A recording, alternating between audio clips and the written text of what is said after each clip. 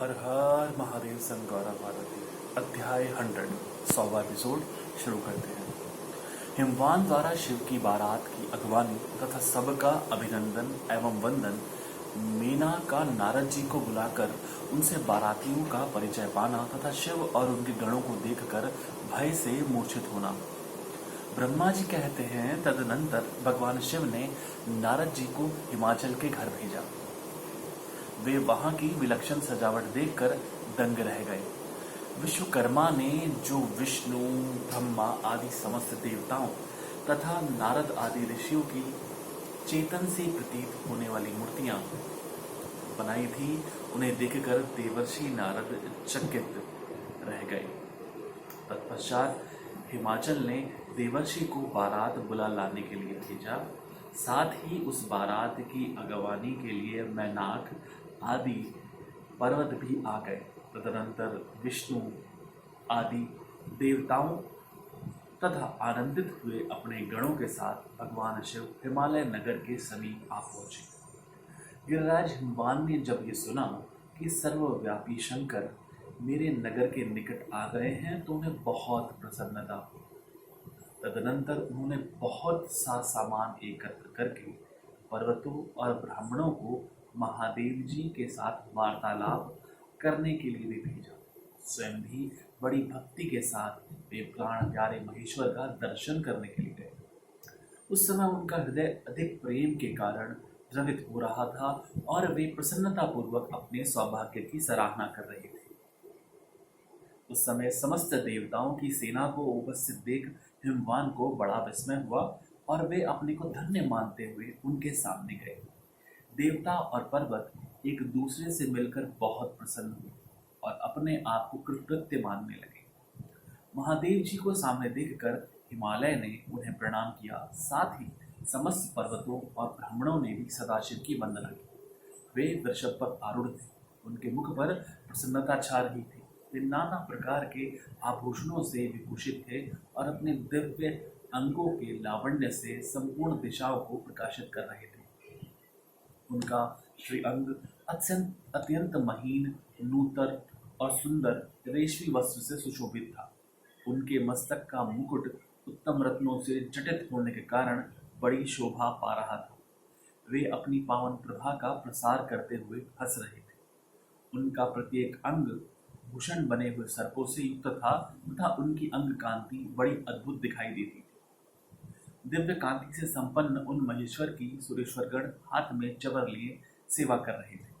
उनके बाएं भाग में भगवान विष्णु थे और दाहिने भाग में मैं था। पीछे देवराज इंद्र थे और अन्य देवता आदि भी पीछे तथा अगल बगल में विद्यमान थे। नाना प्रकार के देवता आदि उन लोक कल्याणकारी भगवान शंकर की स्तुति करते रहते थे। उन्होंने स्वेच्छा से ही दिव्य शरीर धारण कर रखा था।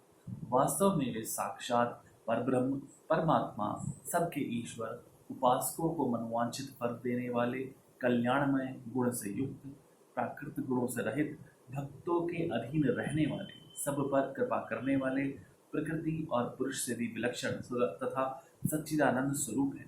उनके दर्शन के पश्चात हिमवान ने भगवान शिव के वाम भाग में अच्युत श्री हरि का दर्शन किया, जो नाना प्रकार के आभूषणों से विभूषित हो विनतानंदन गरुड़ की पीठ पर विराजमान थे। उन्हें भगवान के दाहिने भाग में उनने 4 मुखों से युक्त महाशोभाशाली तथा अपने परिवार से संयुक्त मुझ ब्रह्मा को देखा।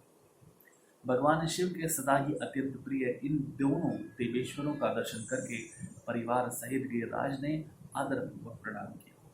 इसी प्रकार भगवान शिव के पीछे तथा अगल बगल में खड़े हुए दीप्तिमान देवता आदि को भी देखकर गिरिराज ने उन सबके सामने मस्तक झुकाया।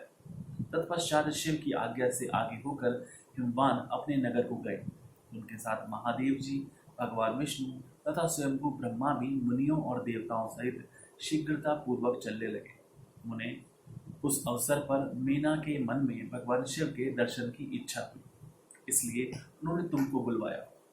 उस समय भगवान शिव से प्रेरित होकर उनका हार्दिक अभिप्राय पूर्ण करने की इच्छा से तुम वहां गए। मीना तुम्हें प्रणाम करके बोली, मुने गिरिजा के होने वाले पति को पहले मैं देखूंगी। शिव का कैसा रूप है जिनके लिए मेरी बेटी ने ऐसी उत्कृष्ट तपस्या की है। तात उस समय भगवान शिव भी मेना के भीतर के अहंकार को जानकर श्री विष्णु और मुझसे अद्भुत लीला करके बोले। शिव ने कहा, तात आप दोनों मेरी आज्ञा से देवताओं सहित अलग अलग होकर गिरिराज के द्वार पर चलिए, हम पीछे से आएंगे। यह सुनकर भगवान श्री हरि ने सब देवताओं को बुलाकर वैसा करने के लिए कहा। शिव के चिंतन में तत्पर रहने वाले समस्त देवताओं ने शीघ्र वैसी ही व्यवस्था करके उत्सुकता पूर्वक वहां से पृथक पृथक यात्रा की। मुने, मेना अपने मकान के सबसे ऊपरी भवन में तुम्हारे साथ खड़ी थी। उस समय भगवान विश्वेश्वर ने अपने को ऐसी वेशभूषा में दिखाया जिससे मेना के हृदय को ठेस पहुंचे। सबसे पहले बारात के जुलूस में विविध वाहनों पर विराजित खूब सजे धजे बाजे गाजे के साथ पताकाएं फहराते हुए वसु आदि गंधर्व आए। फिर मणिग्रीवादी यक्ष, तदनंतर क्रम से यमराज, निरति, वरुण, वायु, कुबेर, ईशान, देवराज इंद्र, चंद्रमा, सूर्य, भृगु आदि मुनीश्वर तथा ब्रह्मा आए। ये सब उत्तरोत्तर एक से एक विशेष सुंदर शोभामय रूप गुण से संपन्न थे। इनमें से प्रत्येक दल के स्वामी को देखकर मेना पूछती थी कि क्या यही शिव है।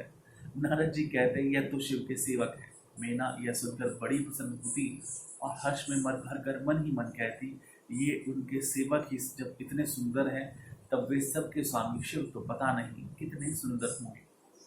इसी बीच में भगवान श्री विष्णु पधारे। वे संपूर्ण शोभा से संपन्न, श्रीमान, नूतन जलधर के समान श्याम तथा चार भुजाओं से संयुक्त थे।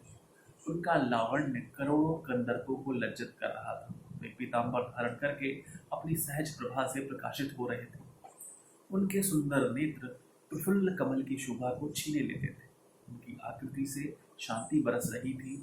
पक्षीराज गरुड़ उनके वाहन थे। शंख, चक्र आदि लक्षणों से युक्त, मुकुट आदि से विभूषित, वक्षस्थल स्थल में श्रीवत्स का चिन्ह धारण किए वे लक्ष्मीपति विष्णु अपने अप्रमेय प्रभापुंज से प्रकाशमान थे। उन्हें देखते ही मेना के नेत्र चकित हो गए। वे बड़े हर्ष से बोली, अवश्य ये ही मेरी शिवा के पति साक्षात भगवान शिव हैं, इसमें संशय नहीं है। मुने, तुम भी लीला करने वाले ही है। अतः मेना की यह बात सुनकर उनसे बोले, देवी ये शिवा के पति नहीं है, किंतु भगवान केशव हरि है। भगवान शंकर के संपूर्ण कार्यों के अधिकारी तथा उनके प्रिय हैं। पार्वती के पति जो दूल्हा शिव है, उन्हें इनसे भी बढ़कर समझना चाहिए। उनकी शोभा का वर्णन मुझसे नहीं हो सकता। वे ही संपूर्ण ब्रह्मांड के अधिपति, सर्वेश्वर तथा स्वयं प्रकाश परमात्मा है। ब्रह्मा जी कहते हैं, नारद तुम्हारी इस बात को सुनकर मेना ने उस शुभ लक्षणा उमा को महान धन वैभव से संपन्न, सौभाग्यवती तथा तीनों कुलों के लिए सुखदायिनी माना। वे मुख पर प्रसन्नता लाकर प्रीति युक्त हृदय से अपने सर्वाधिक सौभाग्य का बारंबार वर्णन करते हुए बोली। मीना ने कहा, इस समय मैं पार्वती को जन्म देने के कारण सर्वथा धन्य हो गई। ये गिरीश्वर भी धन्य है तथा मेरा सब कुछ परम धन्य हो गया। जिन जिन अत्यंत तेजस्वी देवताओं और देवेश्वरों का मैंने दर्शन किया है, इन सबके जो पति हैं वे मेरी पुत्री के पति होंगे। उसके सौभाग्य का क्या वर्णन किया जाए। भगवान शिव को पति रूप में पाने के कारण पार्वती के सौभाग्य का 100 वर्षों में भी वर्णन नहीं किया जा सकता।